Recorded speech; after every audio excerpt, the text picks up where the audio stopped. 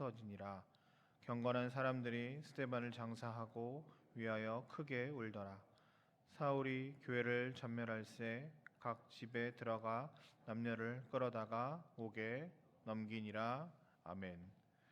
말씀을 읽다 보면 맨 끝에 우리가 습관적으로 혹은 그렇게 되길 소망합니다 하는 마음으로 아멘이라고 하는 이 고백을 하는데, 가끔 이렇게 읽다가 보면 아멘이라고 할 수 없을 만큼의 내용들이 나올 때가 있습니다. 오늘도 마찬가지입니다. 오늘 8장 1절에서 3절의 말씀을 보면 예루살렘 교회가 큰 박해를 당하게 됩니다. 교회가 위기의 상황에 빠지게 됩니다. 7 집사 가운데 하나였던 스데반, 하나님의 사람이 순교하고 되고, 사울을 중심으로 교회가 큰 박해를 당하게 됩니다. 많은 사람들이 교회를 떠나 땅끝으로 흩어졌고, 남은 사람들은 거의 없게 되는 실로 굉장히 안타까운 일이 교회 가운데 이루어집니다. 이 말씀을 통해서 저희는 두 가지 정도로 하나님의 은혜를 함께 나누었으면 좋겠습니다. 교회가 위기였지만 그래도 남은 그루터기들이 오늘 말씀 가운데는 살아 있습니다. 몇몇 교인들의 모습들이 나타납니다. 대부분의 사람들은 유다와 사마리아로 흩어졌다라고 성경에서는 기록하고 있습니다. 교회가 위기에 처해 있습니다. 잘 보면 그 가운데 몇몇 사람들이 남아 있습니다. 사도 외에는 다 유대와 사마리아 모든 땅으로 흩어졌다라고 하면 사도와 몇몇 사람들은 그 교회에 남아 있습니다. 예수께서 예루살렘에 남아서 기다리라고 하셨던 그 말씀을 기억하며 성령을 사모하며 기다렸던 몇몇이 있었고, 또 교회의 위기 상황에 죽을 수도 있겠다, 나도 스데반처럼 될 수 있겠다라고 하는 위기 가운데 다 흩어졌지만 교회를 지키고 있었던 몇몇 사람들이 있었습니다. 스데반이 순교했는데 그 시신을 챙기고 슬퍼할 만한 사람들이 없이 다 떠났는데, 몇몇 경건한 사람들은 그곳에 남아서 그 시신을 장례하고 위하여 크게 우는 일들 또한 있었습니다. 3절에 보면 사울이 교회를 잔멸할세라는 표현을 쓰는데, 이 잔멸이란 단어가 언어에 보면 동물들을 도축한다 혹은 야생 동물을 사냥한다, 뭐 그럴 때 썼던 단어라고도 합니다. 그러니까 교회를 그냥 이렇게 조금 어렵게 했다가 아니라 완전 사육하듯이, 완전 도축하듯이, 완전 어떤 사냥하듯이 교회를 아예 없애버리려고 마음을 먹고 달려드는 그런 어려움들이 그들 가운데 있어서 다 흩어졌지만 몇몇 남은 사람들이 그 교회를 지키고 이것들이 계속 그 예루살렘 교회의 명목을 유지하게 됩니다.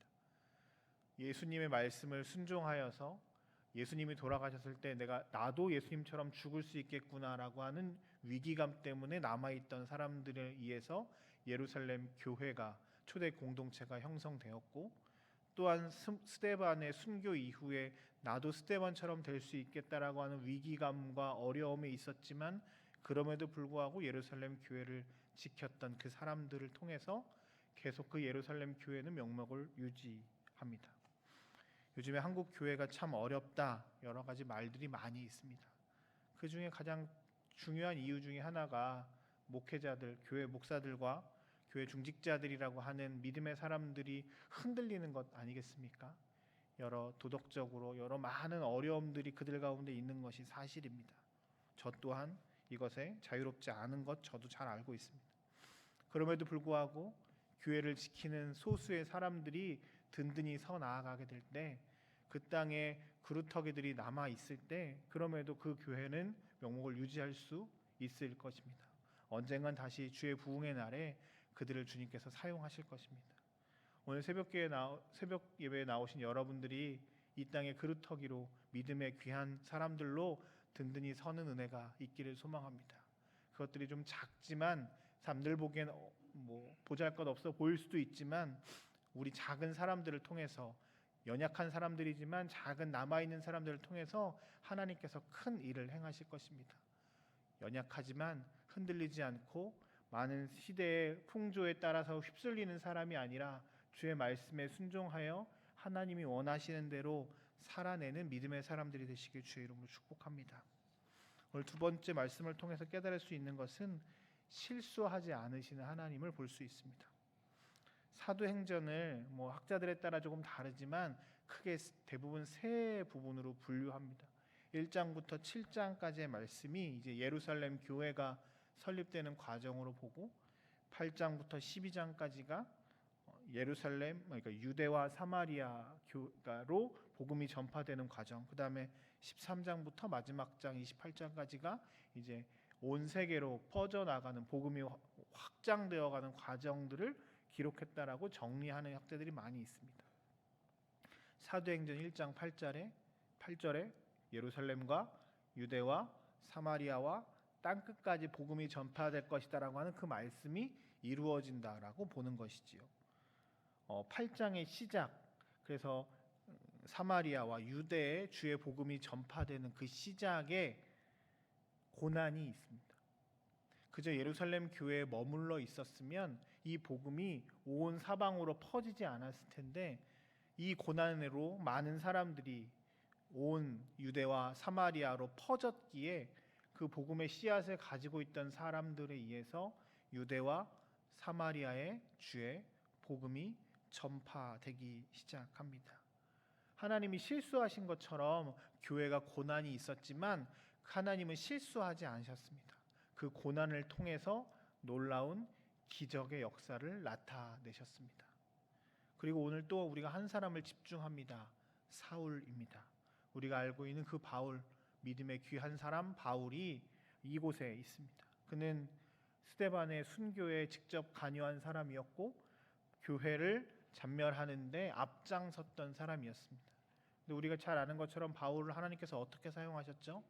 이 사람을 들어 온 세계에 온 열방에 주의 교회가 세워지고 복음이 든든히 서는 일에, 그리고 신약 성경의 대부분이 기록되는 일에 바울을 하나님께서 사용하셨습니다. 근데 바울의 이 사역 가운데 우리가 계속 볼 수 있는 건 바울이 내가 빚진 자다, 죄인 중에 괴수다, 내가 박해자다라고 하는 고백들을 많이 하게 됩니다. 그게 뭐 스스로 죄인이라서 고백하는 걸 수도 있지만 바울의 심리적인 상태 가운데 내가 교회를 박해했던 사람이었는데, 내가 스데반의 순교에 가담했던 사람이었는데, 내가 교회를 잔멸했던 사람이었는데라고 하는 마음들이 분명히 있어서 그럼에도 불구하고 나를 사용하시는 하나님에 대한 고백들을 늘 했을 겁니다. 이 어려운 상황의 주도자였던 바울이었지만, 그래서 하나님이 바울을 들어 쓰시는 게 실수하시는 것 같았지만 하나님은 실수하지 않으셨습니다. 그런 사람을 통해서 놀라운 기적을 이루셨습니다. 우리 하나님 우리의 삶에서도 개입하셔서 선한 길로 우리를 인도하십니다. 하나님 실수하시는 것 같지만 그렇지 않습니다. 우리는 실수해도 하나님은 실수하지 않으십니다. 우리는 넘어져도 하나님은 넘어지시지 않습니다. 지금 내 생각, 내 뜻대로 되지 않는 일들이 있다 할지라도 우리는 실수하지 않으시는 하나님을 신뢰합니다. 그분께서 선한 길로 종국에는 놀라운 일들로 우리와 함께 하실 것이기 때문입니다. 월요일 아침에 오신 여러분들을 축복하고 환영합니다. 월요일 아침이 제일 새벽 기도하기 힘들지 않으세요? 네, 쉽지 않습니다.